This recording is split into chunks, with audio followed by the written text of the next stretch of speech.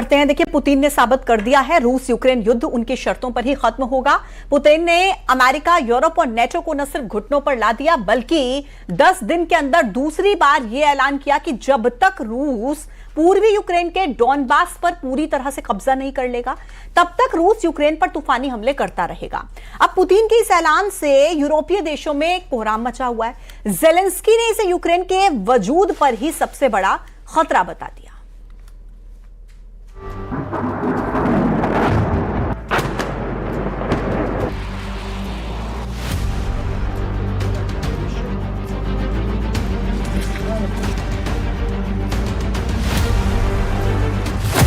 %85 जीता डॉनबास, 100% बारूदी हमलों से कब्जा। रूस यूक्रेन जंग को लेकर पुतिन के तेवर और यूक्रेन पर रूसी हमले बेहद खतरनाक साबित हो रहे हैं। ना तो ट्रंप पुतिन को समझा पाए हैं और ना ही यूरोप और नेटो के हथियार रूस को रोक पाए हैं। आप राष्ट्रपति पुतिन के मजबूत इरादों का इसी से अंदाजा लगा सकते हैं कि पिछले 10 दिन में दूसरी बार पुतिन ने डंके की चोट पर कह दिया कि अगर ज़ेलेंस्की के यूक्रेन ने रूस को पूर्वी यूक्रेन का बड़ा हिस्सा, जिसमें डॉनबास का इलाका आता है, अगर नहीं दिया तो रूस भीषण बारूदी हमले के दम पर पूरे डॉनबास पर ही कब्जा कर लेगा। तो वहीं दूसरी तरफ मॉस्को में पुतिन ने ट्रंप के दामाद और ट्रंप के विशेष दूत स्टीव विटकॉफ से मीटिंग के दौरान ही कह दिया था, जो शर्त और बातें 15 अगस्त 2025 को ट्रंप के साथ अलास्का मीटिंग में हुई थी, रूस उन शर्तों और बातों से रत्ती भर भी पीछे नहीं हटेगा। अब सबसे पेचीदी और खतरनाक स्थिति इस वक्त नेटो देश ब्रिटेन, फ्रांस और जर्मनी की होती जा रही है, जो कहीं ना कहीं रूस से सीधी जंग में उलझते जा रहे हैं। दावा तो यहां तक किया जा रहा है कि ट्रंप ने पुतिन को एक तरह से ग्रीन सिग्नल दे दिया है ताकि वो पूर्वी यूक्रेन में तेजी से अपना मिशन पूरा कर ले। ऐसे हालात में रूस ने पूर्वी, दक्षिण पूर्वी और उत्तर और मध्य यूक्रेन के कम से कम 32 इलाकों पर भीषण हमले पिछले 3 हफ्तों में ही कर दिए।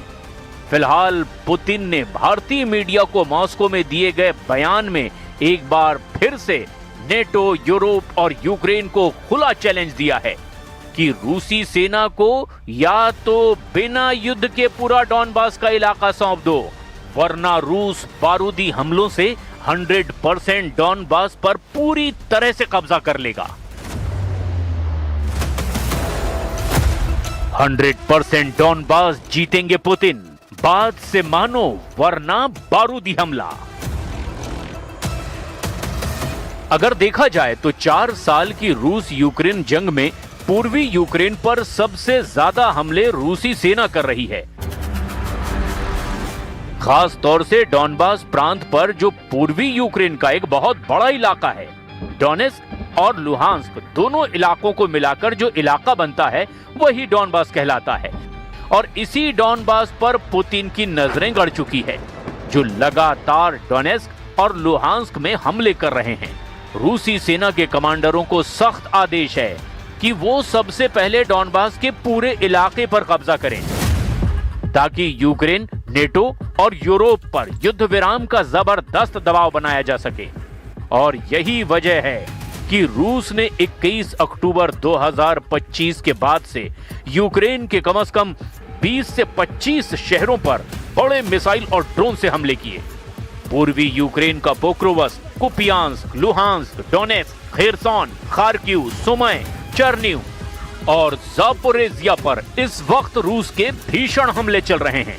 लेकिन इन सभी जगहों में से पूर्वी यूक्रेन का डॉनबास, जो कि डोनेस्क और लुहांस्क को मिलाकर बना है, उस पर तो पुतिन कब्जा करना चाहते हैं। और यही वजह है कि यहां पर रूस महीनों से तूफानी हमले करने में जुटा है। जरा इन आंकड़ों पर भी नजर डालिए। दिसंबर 2025 तक रूस ने डॉनबास के डोनेस्क पर फोकस किया है, जहां 1,70,000 से 2,20,000 से ज्यादा रूसी सैनिक जंग कर रहे हैं। रूस के मुख्य हमले दक्षिण पूर्वी मोर्चे पर हो रहे हैं, जहां रूस धीरे धीरे आगे बढ़ता जा रहा है। वहां पर रूसी सेना यूक्रेनी सेना पर हर दिन औसतन 40 से ज्यादा हमले कर रही है, जिनमें ड्रोन, ग्लाइड बम और तोपखाने भी शामिल हैं। अब तक के रूसी मिसाइल और ड्रोन हमलों की कुल संख्या यूक्रेन पर 37,000 से भी ज्यादा बताई जा रही है, जिनमें से बड़ा हिस्सा पूर्वी यूक्रेन के डॉनबास पर केंद्रित है। CSIS के अनुसार 2022 से नवंबर 2024 तक रूस ने 5,000 से ज्यादा मिसाइलें और 20,000 से ज्यादा ड्रोन यूक्रेन पर दागे थे। लेकिन साल 2025 में अब तक रूस ने 2024 के मुकाबले 2 गुने मिसाइल और ड्रोन हमले यूक्रेन पर कर दिए हैं। ISW के मुताबिक 2025 में रूसी सेना ने यूक्रेन के डॉनबास पर रोजाना 170 ज्यादा हमले किए हैं, जिनमें से 40% से ज्यादा हमले तो रूस के तोपखानों और ड्रोन से किए गए हैं। जनवरी 2024 से दिसंबर 2025 तक रूस ने 5,828 से ज्यादा ड्रोन, 27 से ज्यादा बैलिस्टिक मिसाइलें और 115 से ज्यादा क्रूज मिसाइलें दागी है। रूस के कुल हमलों में से डॉनबास पर ही 60 से 70% हमले किए गए हैं, यानी अकेले डॉनबास पर ही रूसी सेना 4,000 से ज्यादा घातक हमले कर चुकी है। Важчих моментів нашої історії. Зараз тиск на Україну один з найважчих. Зараз Україна може опинитися перед дуже складним вибором. Або втрата гідності, або ризик втрати ключового партнера. Або складні 28 пунктів, або вкрай важка зима. Найважча та подальший ризик. Well, he'll have to like it, and if he doesn't like it, then they should just keep fighting, I guess. Putin जीतेंगे डॉनबास, अफ्रीकी सेना का हमला शुरू। जो तस्वीरें अब सामने आई है वो बहुत हैरान करने वाली हैं और आंकड़े तो और भी ज्यादा हैरान करने वाले हैं। जरा देखिए पुतिन डॉनबास और पूरे पूर्वी यूक्रेन पर किस तरह से हमले कर रहे हैं। पुतिन ने हाल ही में डॉनबास को रूस का अविभाज्य हिस्सा बताया है और कहा कि रूस इसे 2025 के आखिर तक पूरी तरह से अपने कब्जे में ले लेगा। पुतिन यूक्रेन को डॉनबास से अपनी सेनाओं को पीछे हटाने की मांग भी कर रहे हैं, वरना वो बारूदी हमलों के दम पर यूक्रेन के पूरे डॉनबास को ही छीलने का दावा कर रहे हैं। पुतिन ने दावा किया कि डॉनबास में रूसी सेना जीत रही है और पोक्रोवस्क, मिर्नोहराद को भी घेर लिया गया है। रूस का दावा है कि उसकी सेनाओं ने इस साल यूक्रेन की लगभग 5,000 वर्ग किलोमीटर जमीन पर अब अतिरिक्त कब्जा कर लिया है।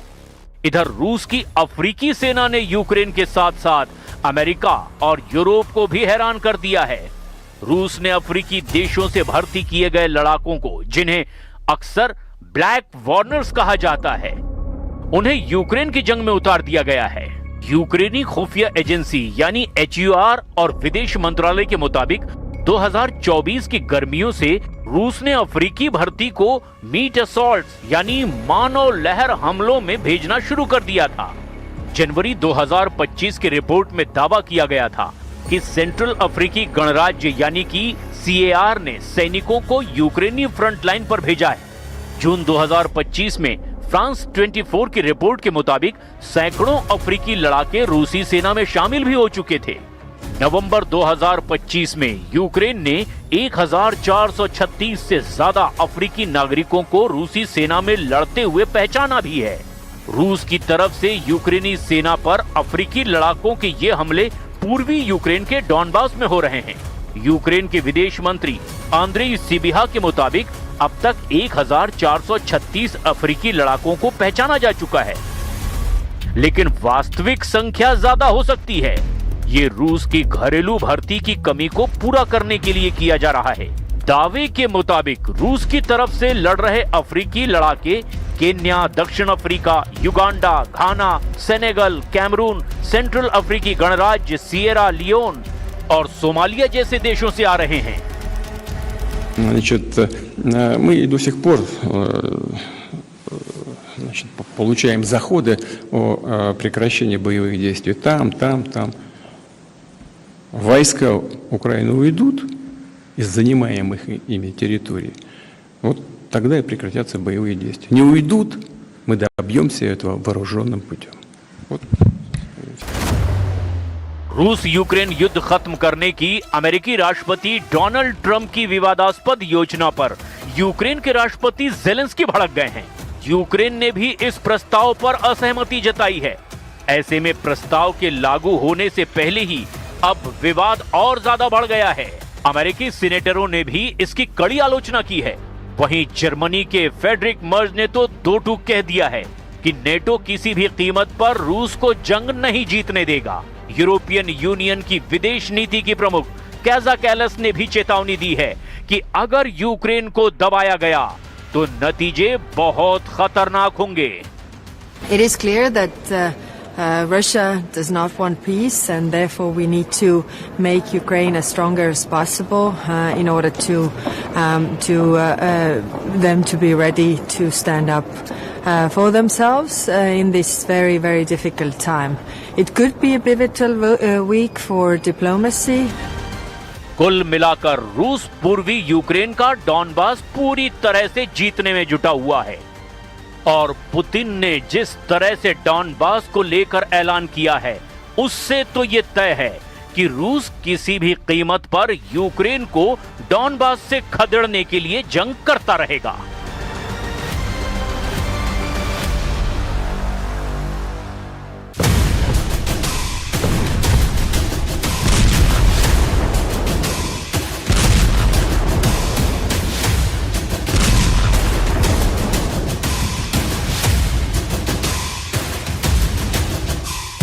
जर्मनी ने रूस से लड़ने के हथियार निकाल लिए हैं।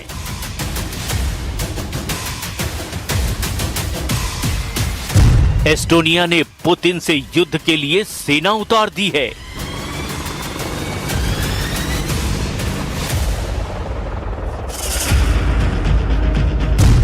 फ्रांस ने रूस से फुल एंड फाइनल का ऐलान कर रखा है।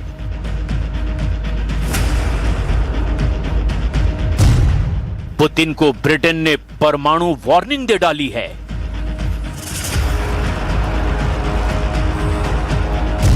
नेटो रूस का महायुद्ध अब भड़क गया है।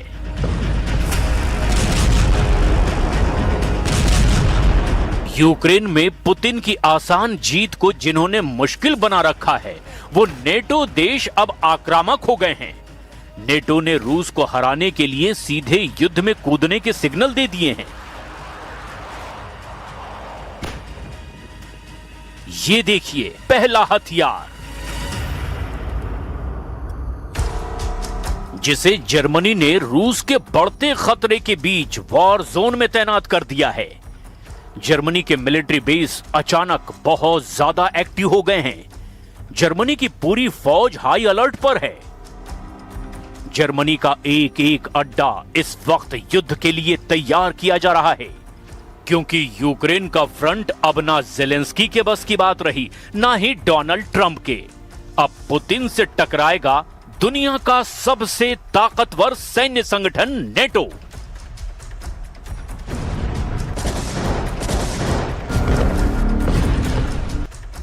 ये एरो डिफेंस सिस्टम है इजराइल का सबसे दमदार डिफेंस सिस्टम जिसे जर्मनी ने बर्लिन से 100 किलोमीटर दूर शोनवाल्डे एयरबेस पर तैनात कर रखा है।